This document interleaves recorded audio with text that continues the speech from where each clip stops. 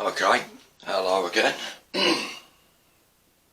Thanks for joining me on. Right, yeah, thanks for tuning in, having a watch of this. It's going to be quite an experiment, this one. So I haven't done one in colour yet, but I'm going to rework another print. This is a close-up of a really popular image I did nearly 4 years ago now, which kind of freaks me out, to be honest with you.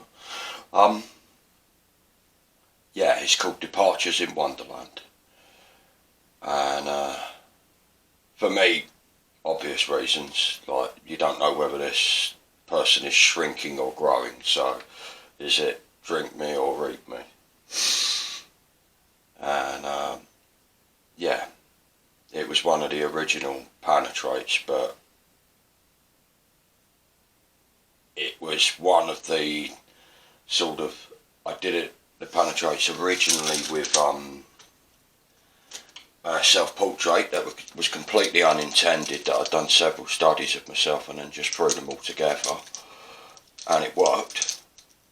And then I realised, I'm onto something here and I need to work with purpose towards it. And this was one of the first images that I composed.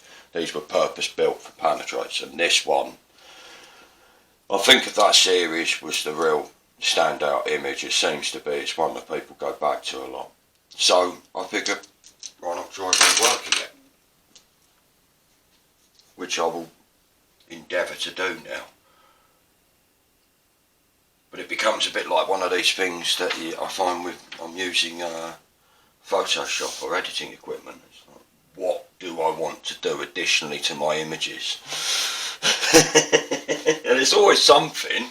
You never know it, or I never know it at the beginning of it, but as I work through it, then it provides me with the answers. Generally speaking, sometimes the answer is start again. Which, you know, when it is, you've got to pay attention. So I thought I'd make this a little more focused. There's a lot of light areas that I think that take some of the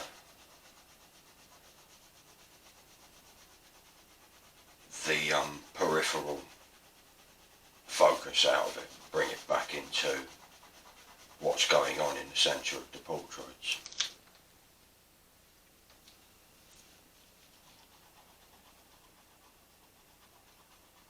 I might have something quite exciting on the cards lined up with some people to talk to about. I've been listening to some fascinating conversations about art and sci-fi and where it's really interesting guy called, you should give him a follow. He runs a podcast called the Sci-Fi Podcast. Nice and simple. And he puts it on YouTube as well. Damien Walter. Damien with an E, not with an A. Obviously with an A after the D, but I mean instead of the second or the third or fourth vowel, then it is A. And Walter. W-A-L-T-E-R. If you have a look for him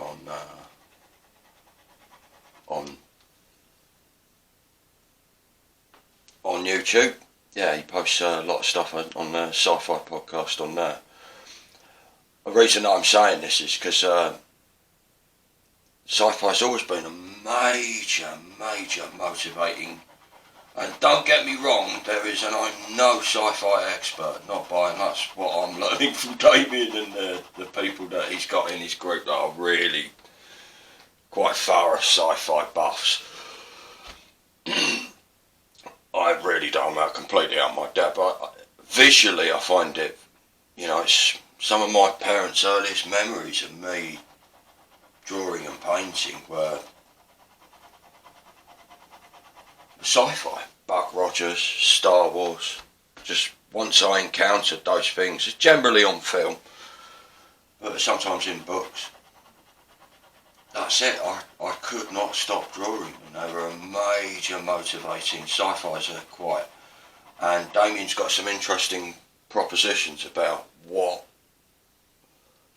is sci-fi's purpose, you know. Science fiction, that's an interesting oxymoron, isn't it? And think there's a reason. I'm not the only one. I know a few scientists. I've been quite lucky through what I do with my artwork to have met a few scientists. Some of them have quite, you know, like David Nutt, of very high international repute. Now, I can't say this about David Nutt, but I can say this about a lot of the scientists that I know, that I speak to on a more regular basis than I do with Mr. Nutt. But they're fascinated by science fiction.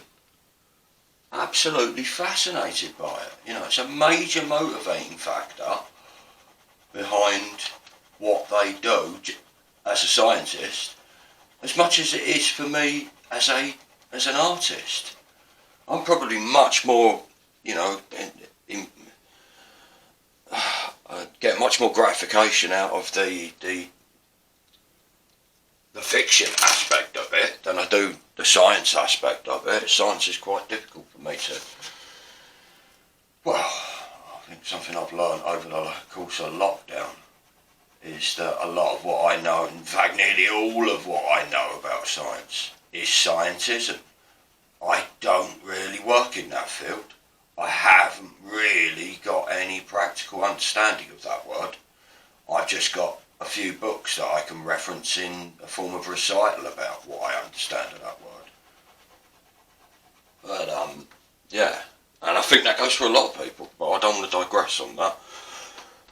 What Damien is basically saying, and a few other people who are quite interested in things like meaning crisis and how we derive meaning from our culture, is that sci-fi is building, whether we're conscious or you're consciously aware of it or not, is building a new mythos, which I find really interesting. Not a belief system, just mythos, and it's interesting with, I think the Greeks encountered this a long time ago, mythos and logos. And mythos always precipitates into logos, not the reverse way round. Logos, the logic, the rational, comes afterwards. When you put the words round it and the framing round it, you can apply logic to it, break it down into its fundamental parts and start, you know, start the deconstruction, a scientific, practical breakdown of, but it comes from mythos first. Like the whole thing comes from mythos, just like there's a specific astrophysicist I know he's more into sci-fi than I am.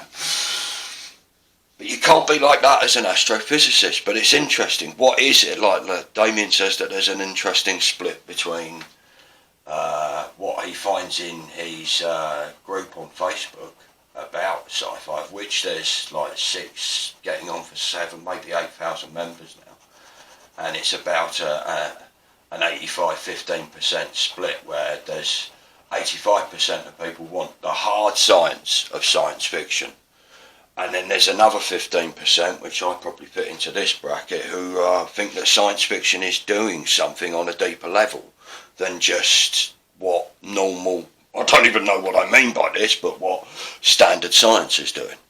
Like, and it makes me so the people who are more into science, the sciencey part of science fiction, are they science faction? Is that a faction of scientists? Is it, yeah, when does it become science fact and science fiction? And why have these two things proved so? They're not just fruitful to me, they're enormously fruitful to an awful lot. They were major, science fiction was a major component I grew up down in Essex up until I was like 13, 14. And the people that I grew up with, and like, you know, friends that I made in school and outside of school, fascinated by science fiction. So Star Wars was like it caused fights, but it rectified a lot of friendships as well. like that fantasy land that like it provided. Anyway, yeah. I've digressed again, as I have a habit of doing.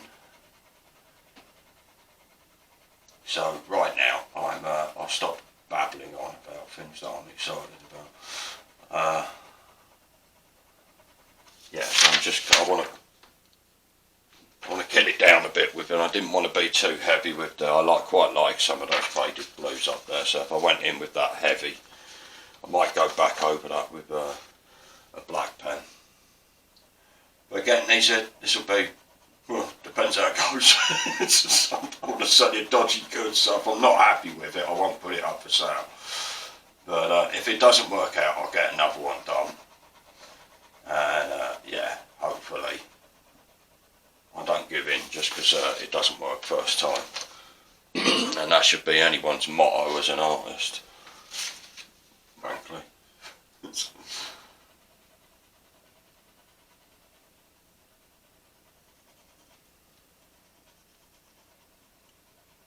And I get asked a lot with these images, these Panotraits, why don't you just do it with computer printouts rather than physically cut the pictures up that I've painted? And there's a good reason why I don't do that, and it sort of ties in with what I'm doing here, is that especially with this piece here, so it's there, I think the one next to it, they've got bits of oil pastel and oil paint on them. The textures, so you've got literally line drawings in pen, much like this one, a biro, next to oil pastel, next to ink and acrylic, next to various, whatever your plastic art medias are, whatever I can get onto a page and make it stick, I'll use it, because it gives that textural context. The surface of it plays a big role when you see the original. Obviously, the way it performs with the light, some of these surfaces, like that one, I think I varnished that, but the other 5 pieces got no varnish on them at all. But obviously when you look at that from different angles, the varnish plays its role. So the surface, I mean, it's something I don't know how accurate a statement this is, but it's something I've pondered on a few times about this series, is that I seem to be finding a sort of a depth within the surface that I haven't seen anybody else do anything like. I don't know what the use is for these images, but my suspicion is that when you get a feedback loop of, you know, it just keeps on giving you more and more ideas. You know, it's usually a good sign. It's when the ideas start drying up, you probably know. You know, it's pretty self-explanatory, that sort of stuff is. But right, so I quite like the idea of leaving a central section, just to give you an idea that there are, you know, see, no bits have been worked on, so leave some bits unworked.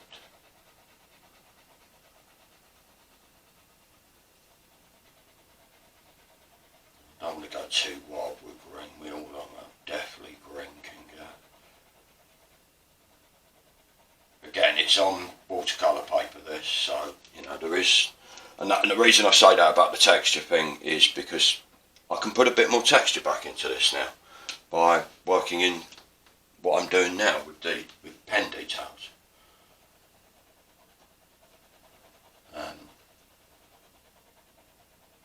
I mean, right now I'm sticking to my rule of do the background first, and then, you know, I'll see where I stand in a few minutes. Once I've got the background mapped in, then I'll start thinking about how I'm going to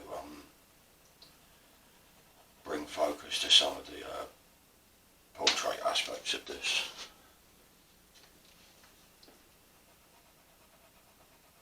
Well, I've learned the background lesson too many times not to, I'm pretty abiding by that. I can see it whenever you don't abide by it. It's so obvious. That's why I stick to it as a rule. as you're doing abstract painting, I know when you've painted the background last. It's obvious. You're only fooling yourself. No, there's ways around it. I'm quite sure that I'm not competent enough to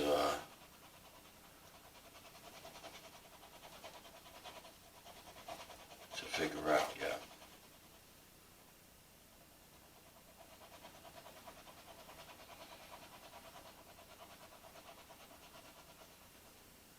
So yeah, how does sci-fi? Sci-fi's affected nearly everybody I know in their outlook of such a huge cultural aspect of whether, I mean, I say all this, you know, I'm quite aware. My personal taste in sci-fi is that even if I'm being more than fair with it, 75% of it is utter tripe. I can't sit and watch it.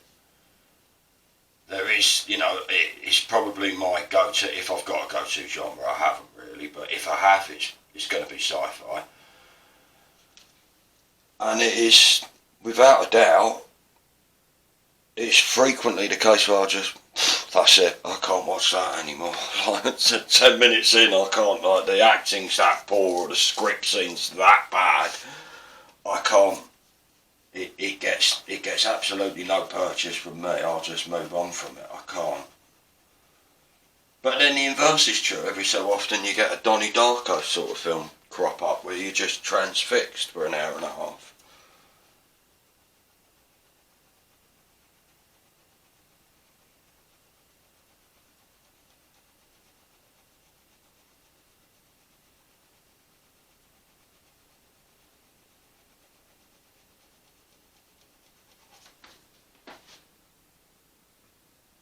I mean, who doesn't play with the idea of time travel in their head? It's been a contention of mine for some time. Memory is a form of time travel. And you certainly time travel, it's just all relative.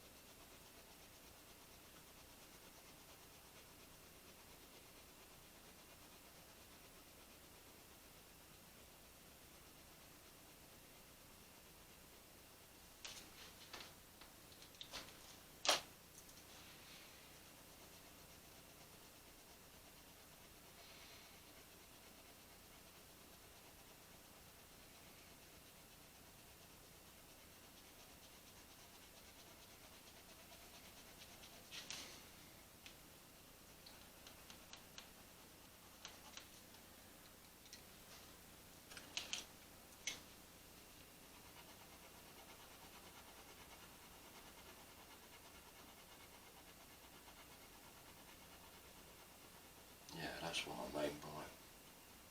And I said earlier that I didn't really know what, right, it seems to be presenting itself to me now, what I need to do to it. So, as ever, Picasso's bang on, inspiration finds you working, and if you think you can bypass that, can learn the hard way.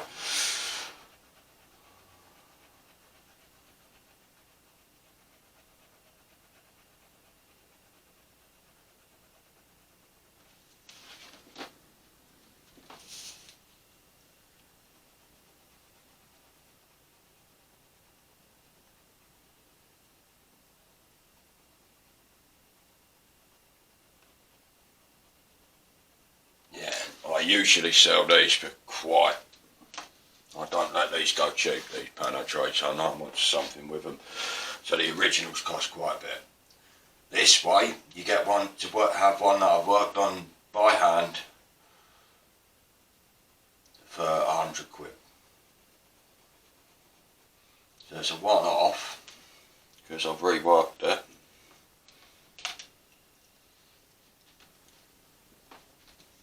And it's also done by hand because I've reworked it.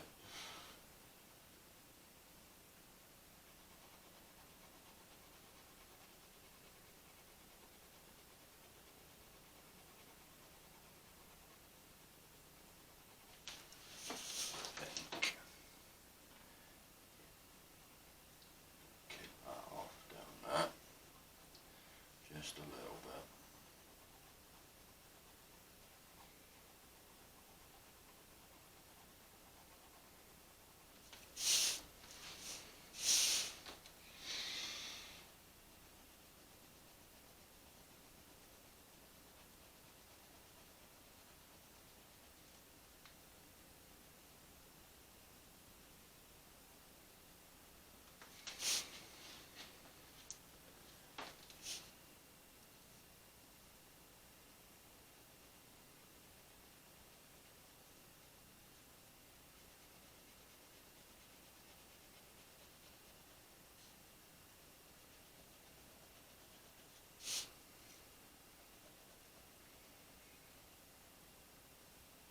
Yeah, that's definitely giving me the right now. I know what to do with the faces, I think.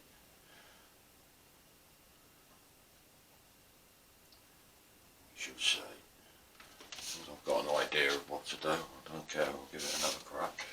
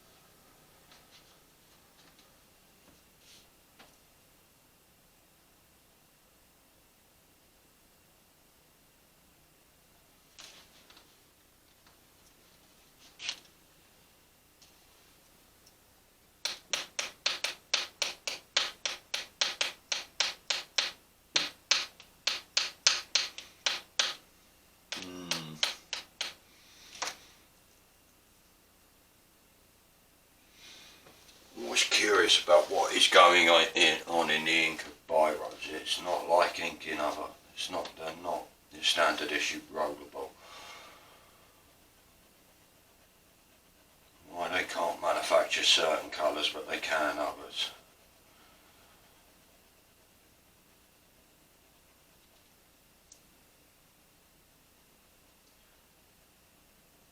Something about the smoothness of a biro. Don't get that from other pens. Quite sensitive to the amount of pressure. You can have very like drawing with pencil and stuff. Just a perpetually sharpened pencil.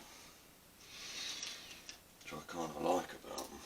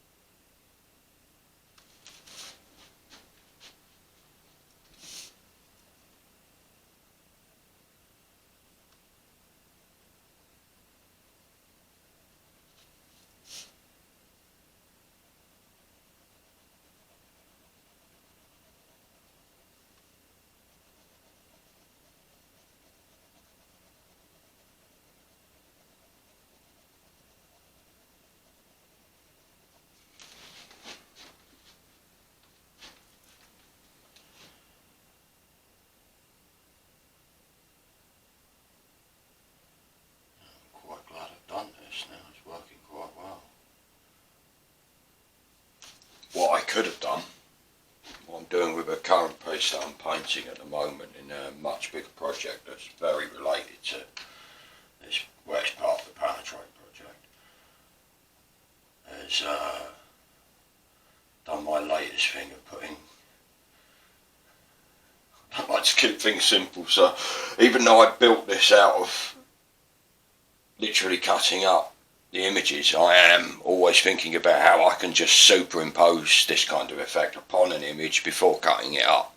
So one of the things that I'm working on at the moment is a painting of, shall I show you?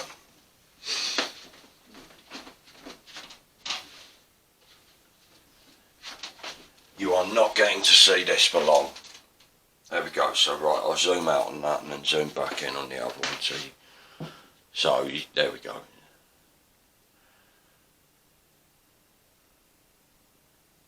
But that's all you're getting, I'm afraid.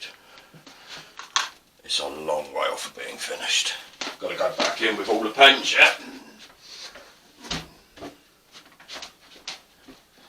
It's nearly done with the ink. But the reason that I bring that over is that it'd be interesting to do something like that in terms of that mosaic pattern that I can get with the grid over the top of it. But if I'm going to start doing things like that, which I probably, you know, I've only got one pair of hands. This is the problem I have. My mind is capable of way more than what my hands are capable of. Somebody said it, because the planning stages for these, I'm going to digress here again. Yeah, it'd be nice to do that as like a mosaic pattern, like that one I've just shown you, before I digress. But somebody said it to me a few months ago. How much of a difference would it make to your work, Josh, if somebody could just do the mapping stage once you've planned it all out, and just come over as like an apprentice and just do the mapping? God, it would just, so much of my time is spent figuring out how I'm going. Not particularly with something like this, it's quite crude. I just cut them into random sections and put them back together. But these new ones that you've just seen part of, these are much more elaborate. I've got to be much more controlled. That's a sequence of, that's 1 in 25 paintings. And each painting is taking me currently between 3 and 4 weeks. So there's a long way to go with it yet, but it's, you know, it's fruitful. So I'm not going to give in at it. And I've done the dummy run. I know that I've done a practice run of the theory of how I want to put the final image that I will compose out of those 25 paintings together. And it works. It works brilliantly. And now it's just a matter of, I've done the groundwork. I've done the architectural planning. I've run, how would I put it? Initial studies on each one of the compositions. So I've seen what it's. I've got a rough idea of what it's going to do when I paint it. Obviously, that informs what I'm going to, because I have to do each one of there's 5 compositions of 5 lattices of 25 different versions of the same portrait, and I'm going to do 5 different versions of each of the 5 lattices and then recompose them all together. So you'll get a 5 by 5 by 5. So that's 25 times 5, which is what, 125. I don't even know what it is that I'm at, but it's I'm what's it called when you multiply something by a factor of itself? I don't know. But I'm doing that.